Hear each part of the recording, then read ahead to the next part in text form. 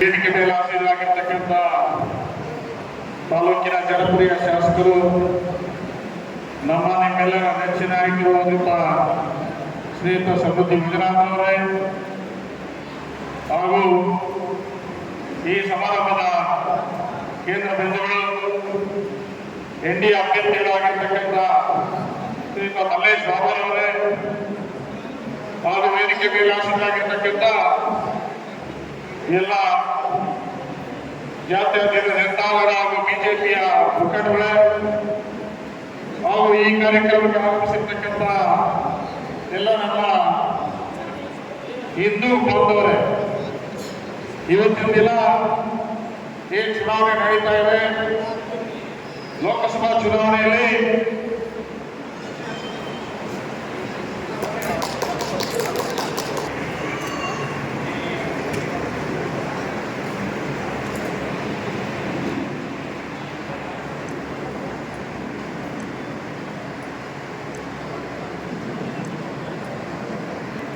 ಇವತ್ತಿನ ದಿನ ನಾವು ನಮ್ಮ ತಾಲೂಕಿನ ಮಟ್ಟದಲ್ಲಿ ಮಾತಾಡಬೇಕಾದ್ರೆ ಅನೇಕ ನಾಯಕರು ಹೇಳಿರ್ತಕ್ಕಂತೆ ಸಾಮಾಜಿಕ ನ್ಯಾಯ ಮೇಲೆ ಚುನಾವಣೆ ನಡೀತಾ ಇದೆ. ಬಹುಶಃ ನಮ್ಮ ಸಮೃದ್ಧಿ ಮಂಜುನಾಥ್ ಅವರು ಹೇಳ್ತಾ ಇದ್ರು, ಅವರ ಒಂದು ಮನೆಯಲ್ಲಿ ಸಭೆ ನಡೆದಂತ ಸಮಯದಲ್ಲಿ ನಾನು ಈ ದೇಶದ ಈ ರಾಜ್ಯದ ದೊಡ್ಡ ಗೌರವ ಒಂದು ಕುಟುಂಬಕ್ಕೆ ಮಾತನಾಡಿದ್ದೀನಿ, ನಿಮ್ಮ ಒಂದು ಕುಟುಂಬದ ಗೌರವ ಕಾಪಾಡ್ತೀನಿ. ಏನು ಈ ರಾಜ್ಯದಲ್ಲಿ ಜಾತ್ಯತೀತ ಜನತಾದಳದ ಪಕ್ಷದ ದೊಡ್ಡ ಗೌರವ ಕುಟುಂಬಕ್ಕೆ ಏನು 301 ಲೋಕಸಭಾ ಸ್ಥಾನಗಳು ನೀಡಿದ್ದೀರಿ, ಆ ಸ್ಥಾನಗಳಲ್ಲಿ ನನ್ನ ಜಿಲ್ಲೆಯಲ್ಲಿ ನಮ್ಮ ಜಾತ್ಯತೀತ ಜನತಾದಳದ ಅಭ್ಯರ್ಥಿಯನ್ನ ಗೆಲ್ಲಿಸಿಕೊಂಡು ಬರುವಂತಹ ಜವಾಬ್ದಾರಿ ನಾನು ತಗೊಳ್ತೀನಿ ಅಂತ ಹೇಳಿ ಒಬ್ಬ ದಲಿತರು ಹೋಗ್ತಾ ಇದ್ದಾರೆ.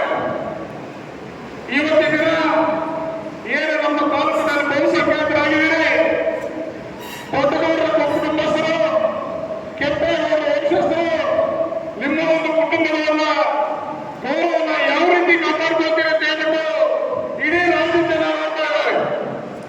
ಇವತ್ತಿನ ದಿನ ನಿಮ್ಮ ಒಂದು ಈ ಸಂವಿಧಾನವನ್ನು ಗೌರವ ಕಾಪಾಡಬೇಕು, ಈ ದೇಶ ಉಳಿಸಬೇಕು ಅಂತ ಹೇಳಿದ್ರೆ ಈ ದೇಶಕ್ಕೆ ಮೋದಿಯವರು ಎಷ್ಟು ಮುಖ್ಯನೋ ಈ ಕೆಂಪೇಗೌಡರ ವಂಶಕ್ಕೆ ದೇವೇಗೌಡರ ವಂಶ ಅಷ್ಟೇ ಮುಖ್ಯ ಅಂತ ಹೇಳಬೇಕು.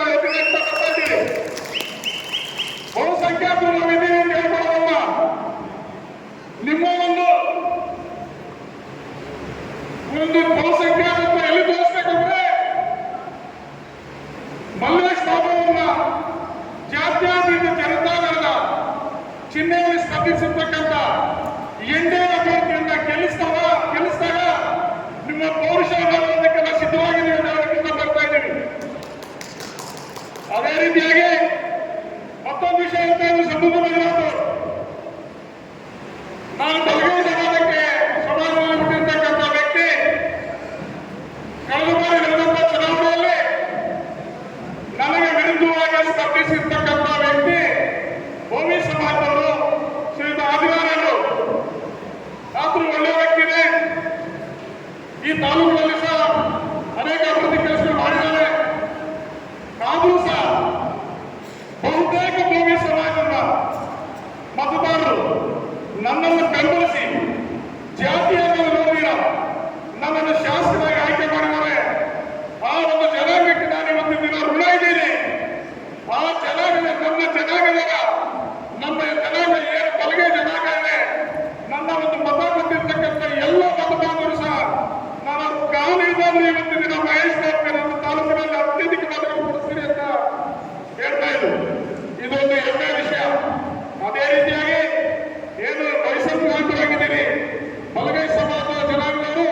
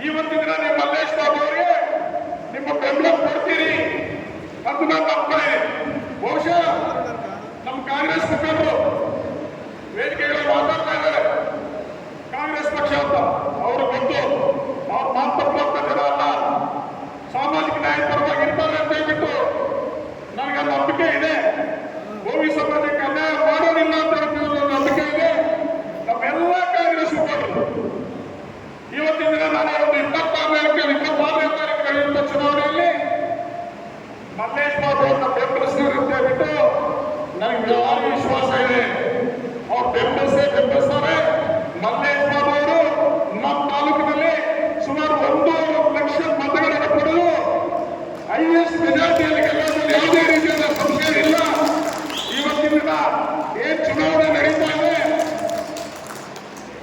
ಒಂದು ಧರ್ಮದ ಬಗ್ಗೆ ಚುನಾವಣೆ ನಡೀತಾ ಇದೆ. ನಾವು ಯೋಚನೆ ಮಾಡಬೇಕಾದಂತಹ ಒಂದು ಸನ್ನಿವೇಶ ಬಂದಿದೆ. ಒಂದು ನಮ್ಮ ಏನು ಒಂದು ಕಾಂಗ್ರೆಸ್ನ ಒಕ್ಕೂಟದ ಪಕ್ಷಗಳು ಮಾತಾಡ್ತಾ ಇದ್ದಾರೆ,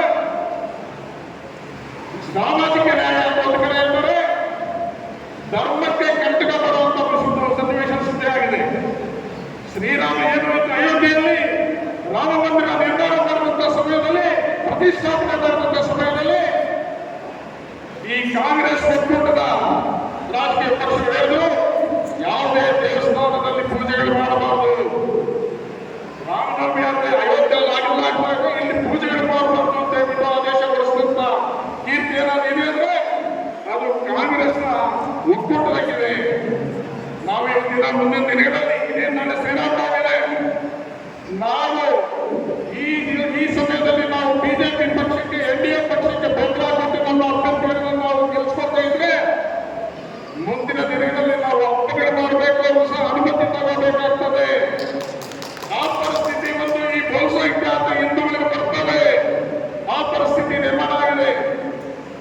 ಏನು ಇವತ್ತಿನ ದಿನ ಬಿಜೆಪಿ ಪಕ್ಷದಲ್ಲಿ ಸನ್ಮಾನ್ಯ ಮೋದಿ ಅವರು ಒಂದು ತೀರ್ಮಾನ ಮಾಡಿದರು. ಏನು ಇದು ನಮ್ಮ ಈ ಪ್ರಪಂಚದಲ್ಲಿ ಏನಾದರೂ ಹಿಂದೂ ರಾಷ್ಟ್ರ ಒಂದಿದೆ ಅಂತ ಹೇಳಿದ್ರೆ ಅದು ಭಾರತ ಮಾತ್ರ. ಇಲ್ಲಿ ಹಿಂದೂಗಳಿಗೆ ರಕ್ಷಣೆ ಇಲ್ಲದ ಪರಿಸ್ಥಿತಿ ಆಗಿದೆ. ನಾವು ಅದನ್ನು ಕಾಪಾಡುವಂತ ಪರಿಸ್ಥಿತಿ ಆಗಿದೆ. ಅದು ಯಾರಿಂದ ಅಂತ ಹೇಳಿದ್ರೆ ಪಾಕಿಸ್ತಾನದಿಂದ, ಬಾಂಗ್ಲಾದೇಶದಿಂದ ಏನು ಬರ್ತಾ ಇದ್ದಾರೆ ಟೆರರಿಸ್ಟ್ರು, ಇವತ್ತಿನ ದಿನ ಇದೊಂದು ಗಲಭೆ ಸೃಷ್ಟಿ ಮಾಡುವಂತ ಒಂದು ಪರಿಸ್ಥಿತಿ ನಿರ್ಮಾಣ ಆಗಿದೆ. ಅಂತ ಒಂದು ವ್ಯಕ್ತಿಗಳಿಗೆ, ಬಾಂಗ್ಲಾದೇಶದಿಂದ ಪಾಕಿಸ್ತಾನದಿಂದ ಬಂದಿರತಕ್ಕಂಥ ವ್ಯಕ್ತಿಗಳಿಗೆ ಗೌರವತ್ವ ಕೊಡಬೇಕು ಅಂತ ಹೇಳ್ತಾರೆ. ಅವರು ನಮ್ಮ ದೇಶದ ಪ್ರಜೆಗಳನ್ನು ಗುರುತಿಸಬೇಕು ಅಂತ ಹೇಳ್ತಾರೆ ಈ ಕಾಂಗ್ರೆಸ್ ಸರ್ಕಾರದವರು. ನೀವು ಯೋಚನೆ ಮಾಡಿ, ಮುಂದಿನ ದಿನಗಳಲ್ಲಿ ನಮ್ಮ ಮಕ್ಕಳು ನೆಮ್ಮದಿಯಾಗಿ ಬದುಕಬೇಕಾದ್ರೆ ನಾವು ಈ ಭಾರತ ದೇಶದಲ್ಲಿ ನಾನೊಬ್ಬ ಹಿಂದೂ ಅಂತ ಹೇಳ್ಕೊಳ್ಬೇಕಾದ್ರೆ 26ನೇ ತಾರೀಕು ನಡೆಯುವಂತ ಚುನಾವಣೆಯಲ್ಲಿ NDA ಅಭ್ಯರ್ಥಿ ಮಲ್ಲೇಶ್ ಅವರು ಮತ ಹಾಕಿದ್ರೆ ನಾವು ಉಳಿತೀವಿ, ಉಳಿಯೋದಿಲ್ಲ ಅಂತ ಹೇಳ್ಬಿಟ್ಟು ನಾನು ಇಷ್ಟಪಡ್ತೀನಿ. ದಯವಿಟ್ಟು ಎಲ್ಲ ಮತದಾರರು ನಾನು ಹಾಕಿದ್ದೀರಂತಲ್ಲ, ನನ್ನಿಂದ ಒಂದು 10 ಜನ ಕಳಿಸ್ಬೇಕು. ಏನ್ ನಿರ್ಮಾಣ, ಏನ್ ಪರಿಸ್ಥಿತಿ, ನಮ್ಮ ಪರಿಸ್ಥಿತಿ, ಇದನ್ನು ಪ್ರತಿಯೊಂದು ಹಳ್ಳಿಯಲ್ಲೂ ನಾವು ಪ್ರತಿಯೊಂದು ಕಡೆ ಕುರಿತು ಮಾತಾಡಿ ಬೇರೆ ಪಕ್ಷಗಳಿಗೆ ಏಜೆಂಟ್ ಇಲ್ದಿರಾ ಮಾಡಿ ನಾವು ಬಿಜೆಪಿ ಮತ ಕೊಡಬೇಕು, NDA ಪಕ್ಷಕ್ಕೆ ಮತ ಕೊಟ್ಟರೆ ಮಾತ್ರ ನಾವು ಭಾರತೀಯರು ಅಂತ ಹೇಳ್ಬಿಟ್ಟು ಹೇಳ್ಕೊಡೋದಕ್ಕೆ ನಾವು ಗೌರವದಿಂದ ಹೇಳ್ಕೊಡ್ಬೋದು. ನಾಳೆ 26ನೇ ತಾರೀಕು ನಾವು ಬರೀ ಕೊಡೋದು ಒಂದು ಮತ ಮಾತ್ರ. ಆ ಮತ ನಮ್ಮ ದೇಶನ, ನಮ್ಮ ಮಕ್ಕಳನ್ನ, ನಮ್ಮನ್ನ ಕಾಯುವಂತ ನಾಯಕ ನಮ್ಮ ಮೋದಿಯವರು ಡೆಲ್ಲಿಯಲ್ಲಿ ಇರ್ತಾರೆ. ನಮ್ಮ ದೇಶ ಕಾಯುವಂತ ಡೆಲ್ಲಿಯಲ್ಲಿ ನಾವು ಕೂಡ ಒಂದು ಮತ ಮಾತ್ರ.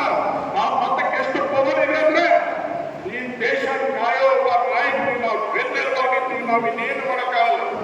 ದಯವಿಟ್ಟು 26ನೇ ತಾರೀಕಿಗೆ ಚುನಾವಣೆ ನಡೀತಾ ಇದೆ.